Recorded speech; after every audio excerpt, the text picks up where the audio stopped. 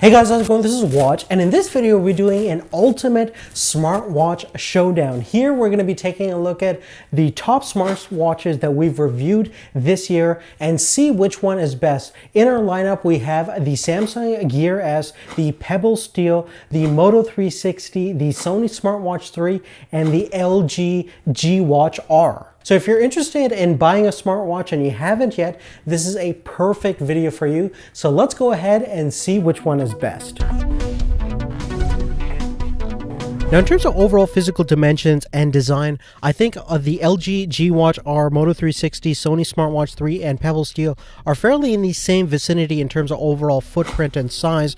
And when we take a look at the Gear S, it's certainly the largest of all of these smartwatches, measuring about 58 millimeters in terms of height and about 40 millimeters in terms of its width. And when we look at the profiles of all these watches, you can see that the Pebble and the Sony are the thinnest, and the other ones are not too much thicker. Now, in terms of the comfortability of all these smartwatches, I do have to say that none of them are really uncomfortable by any means. You can pretty much wear them all day without having any irritation or anything like that. If I were to pick one to use all day, I really do like the overall kind of feeling I get from the band that comes stock with the Sony Smartwatch 3. It's kind of a nice rubberized feel. It's sweat resistant and also very durable, and a really excellent choice. The only problem is the customization option of the different bands are fairly limited, and it's a very unique style of band versus the other ones. You can get third-party manufacturers to create different bands, and I already know that the Pebble has a lot of different options in terms of different bands, and it's using kind of a more universal traditional band system alongside with the Moto 360 and the G Watch R. Now, when we take a look at the overall build quality and design is always going to be a factor of your own personal choice. For me, I think the slickest smartwatch out of all of these is definitely a tie between the Moto 360 and the Gear S. Now, the Gear S and the Moto 360 are completely different in terms of overall design, but I like the kind of purity of the circular, clean look of the Moto 360, just being the most basic watch and kind of essential design, and I'm really a fan of that minimalistic kind of look. And the Gear S is kind of a more futuristic looking device.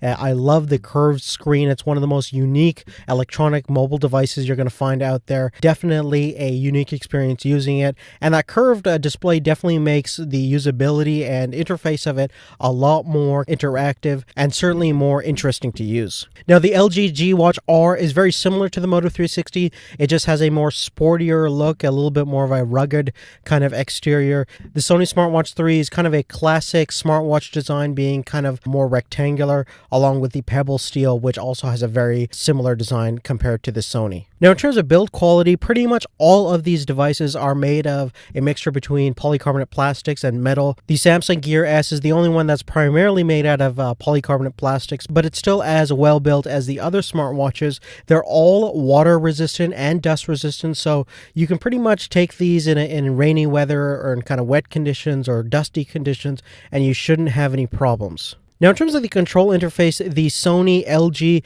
Moto 360, and the Samsung are primarily using a capacitive touch display to essentially control the entire watch and all of its features. They typically have one power button. In the case on the Samsung, we have a home button that's very similar to what you find on their Samsung Galaxy smartphone, so you can use that to go home no matter where you are in the OS on the Samsung. The Moto 360 and the G Watch R also have a centralized button for power and standby. And when we take a look at the Pebble, it has the most buttons on all of these watches. It has 4 buttons in total. There is no capacitive touchscreen, but I do like its overall button interface. They feel very nice, kind of clicky, and they give you nice tactile sensation of using the device. And the navigation is very simple and straightforward, and sometimes having buttons has certain advantages than having a capacitive touchscreen, especially if you're limited in how big that screen can be. Now, all of the Android Wear devices and the Samsung are also enabled with voice command features, so you can do different things with your voice, so that means they have a built-in microphone. The Gear S also has a built-in speaker, so you can actually use it as a speakerphone. And the Gear S, by the way, is a full-on smartphone in the sense that you can actually put a SIM inside and use it as a standalone phone to send text messages and take calls and make calls and everything like that. Now at center stage, the display of all of these watches are all, I think, very adequate for each device. In terms of the overall resolution, we have the highest resolution and overall screen size on the Gear S, about 360 by 480, which is a 2-inch OLED display, which is a very similar screen technology of what the LG G Watch R is using, which is a smaller screen that has the same resolution that the Sony smartwatch has, about 320 by 320, and the Moto 360 has a little bit lower resolution than those two Android Wear devices. And the Pebble Steel is the simplest in terms of display technology. It has a 1.26-inch display that is e-ink based, so monochromatic. It does have an LED backlight, which is nice. And we'll talk about some of the big advantages you have on the Pebble compared to battery life. It pretty much blows every other smartwatch out of the water because of its very power efficient screen. Now, in terms of sensors, all of these smartwatches are pretty fully featured. They all have accelerometers and gyroscopes so they can wake up the screen when you're actually looking at the smartwatch and turn it off when you're not. So they're kind of intelligent about that, which will also be good in terms of battery life. Now, unfortunately, the Sony Smartwatch 3 and the Pebble do not have a heart rate monitor, so that really depends if you need it or not. But the other three do have that built in, and they all work really well, which is excellent if you do a lot of exercising or monitoring your day-to-day kind of health-related activities with your heart rate. Now, in terms of connectivity, pretty much all of them are using Bluetooth and NFC to interact with your smartwatches or tablets and things like that. We actually have a lot more capabilities on the Gear S. Like I said, it's the most advanced of all these smartwatches. So we're looking at a full nano SIM compatibility. So that means it'll work for GSM and HSDPA networks. So check your different bandwidths if it's supported. But I have the international version of the Gear S, and it works excellent with all my providers that I've used it with. It also has internal Wi-Fi, so even if you don't want to use Bluetooth, you can actually connect to your Samsung phone via a Wi-Fi connection, and it works really well. Now, in terms of the internal specifications of these smartwatches, you can see that the Moto 360 is actually using a single core processor versus the other two Android Wear devices are using a dual core. We both have the exact same processor in the Sony Smartwatch 3 and the LG G Watch R, alongside with the Samsung Gear S, which is also using a dual-core processor from Qualcomm that's clocked about 1 gigahertz, and all of them pretty much have 512 megabytes of RAM, which is more than enough for anything you're going to do on a smartwatch, although the Gear S definitely needs it because it actually has some multitasking capabilities. Now, taking a look at the Pebble Steel, it actually has a very low-spec processor compared to the other two, mainly because its custom OS doesn't need that fancy or powerful of a CPU. It's using basically a single-core M3 CPU, which is an ARM-based processor, and that only has about 128 kilobytes of RAM. Now, make no mistake about it, the Pebble is very snappy and responsive to use. Sure, it may not be as fluid and as dynamic as the other smartwatches, but it certainly gets the job done in terms of most things that you would want a smartwatch for. And that really ties well down to our next category, which is compatibility and OS. Now, the Sony Smartwatch 3, G Watch R, and Moto 360, as you know already, are Google Android Wear devices. So they're all running the same exact operating systems, and they're exclusively to work with Android Wear compatible devices. Now, that's a large list of Android-based mobile devices, whether it be smartphones or tablets, that'll work with these. So the compatibility is definitely pretty good. You can't use them on iPhone or BlackBerry or Windows Phone, unfortunately. Perhaps some people could hack it to make that happen, but natively there is no support for that besides Android devices. Now, Samsung does make a lot of other Android Wear devices, but their flagship Gear S runs exclusively on their Tizen mobile-based operating system, which is Samsung's own creation, and it exclusively will work with Samsung Galaxy line of products that are just a couple of years old. So we're talking about the Samsung Galaxy S5, the Note 4, Note 3, and if you have any other Android phone, you're kind of out of luck with official support. You can again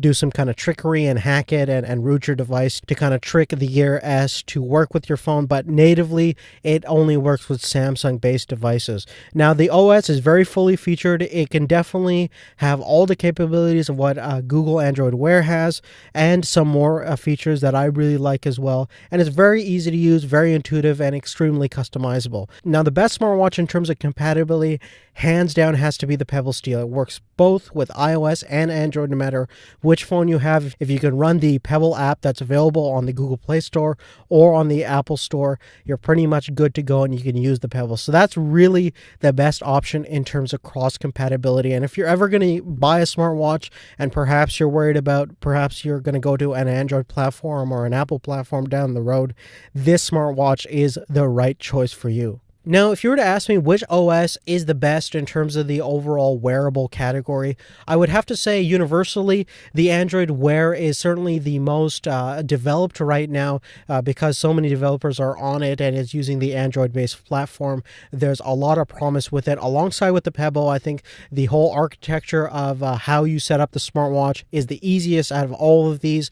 The app selection library is also pretty good and getting better and better as the company grows. But the Tizen is certainly the most underdeveloped, and it has the weakest app store, and a lot of the apps on the Tizen platform are paid, which is certainly kind of a shame because there's not a lot that you actually get right now with the Tizen app store that you couldn't get free on Android Wear or on Pebble. Now, the last thing that we're going to talk about is the overall battery performance of all these smartwatches, which is certainly one of the most important components of buying a wearable device. Now, keep in mind that everybody's battery life is always going to fluctuate depending upon how many notifications they get, how they use the smartwatch, etc. And everything's going to be based upon my personal experience of using all of these smartwatches for a couple of months now.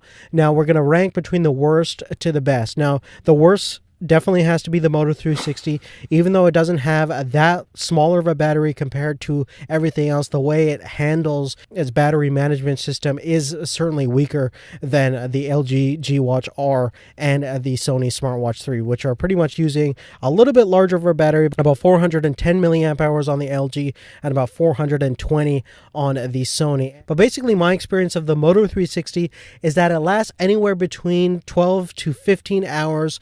Now, if you do get a lot of notifications and you're using the device constantly, your battery life will suffer and you'll kind of struggle to get throughout your 12-hour day, versus the Sony SmartWatch 3 and the LG G Watch R are excellent in terms of getting throughout the day, if not a day and a half, even with moderate to heavy usage. Now, the Samsung Gear S is very impressive in terms of overall battery performance. Even though it has the largest screen, it's still using organic LED technology, and Samsung has done a lot of clever engineering to make sure that you use the least amount of battery possible when the watch is not being used. So I personally get anywhere between 2 to 2.5 days, no problem, even with moderate usage. You might have some different issues, but I'm extremely impressed of how the Samsung manages its battery system. The other cool thing about the Samsung Gear S's battery charger itself is that it actually doubles as a battery extender. So there's a built-in 350 milliamp hour battery inside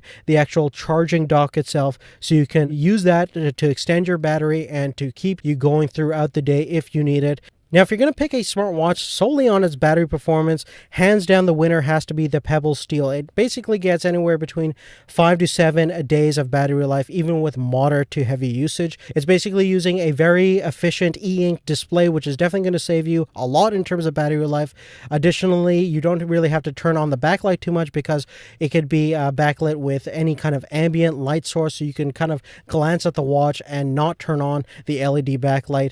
Additionally, because of its lower architecture, internal specifications, and overall operating system, you are saving a lot there as well. So even though it might not have all the different advanced features of the other smartwatches, it certainly makes it up in terms of that battery performance. But on that, guys, that's really it. If you have any specific questions about anything I talked about in this video, please make sure to leave a comment down below. And also let me know which smartwatch you would prefer if you were to actually buy one. Do you like some of the aspects of the Pebble of being cross-compatible, or would you go full out with the most powerful smartwatch out there, the Samsung Gear S, or any of the other great Android Wear devices? So definitely love to hear your thoughts, and we'll see you later. Take care.